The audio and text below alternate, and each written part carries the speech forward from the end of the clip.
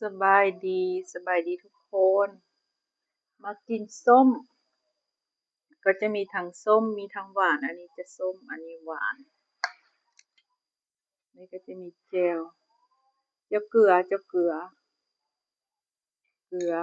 ใส่น้ำปลานิดนึงแป้งนัวเกลือน้ำปลาบ่มีน้ำตาลมากินส้มน้ำกันเด้อมา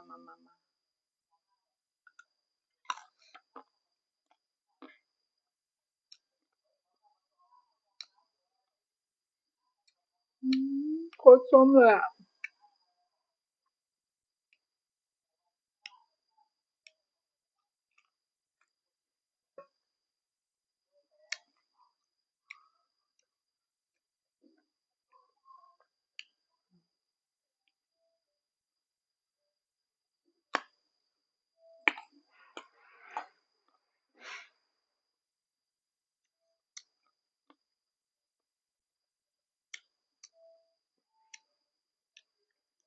เอ้ยโดนกินเท่านึงทุกคน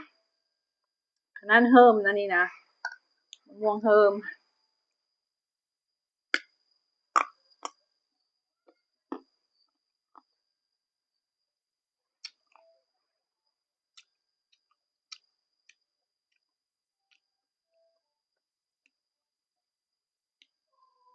ช่วงมันบ่ยากกับบ่ได้แซ่บได้กินมักส้มกัน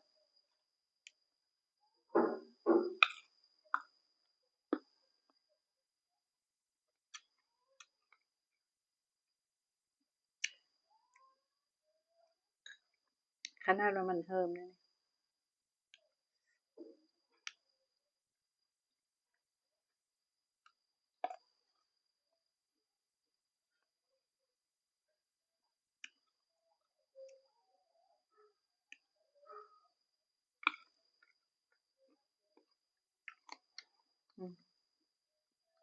แบบนี้ก็อย่างส้มชิม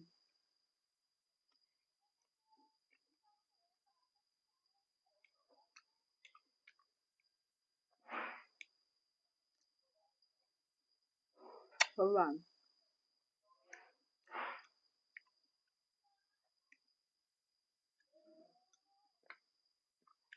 มะม่วงแก้ว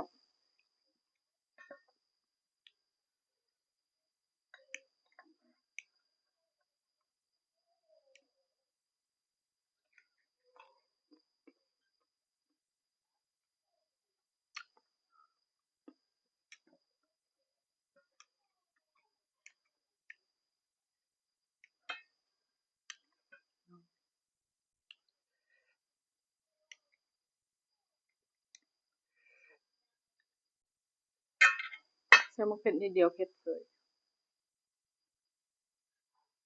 บ่มีน้ำตาล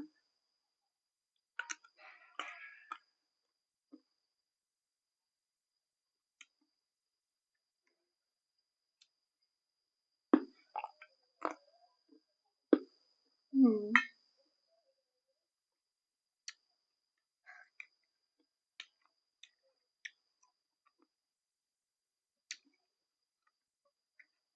ตอนยังสาวขึ้นใหม่เนาะกินส้มนะบ่ฮู้เปิดบ่ฮู้เบื่อ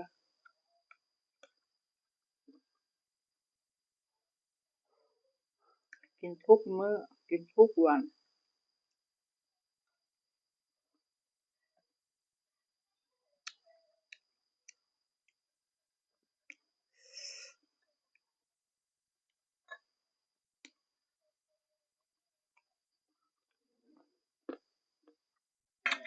ถ้ามันดิบนี่สิทำไงง่ายเฮิม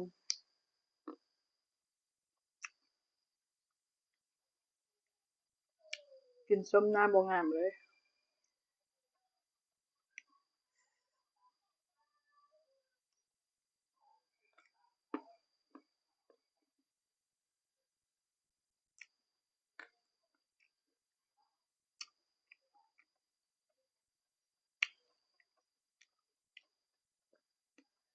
ลองบ่เห็นหน้ายุ่งบ่เนาะ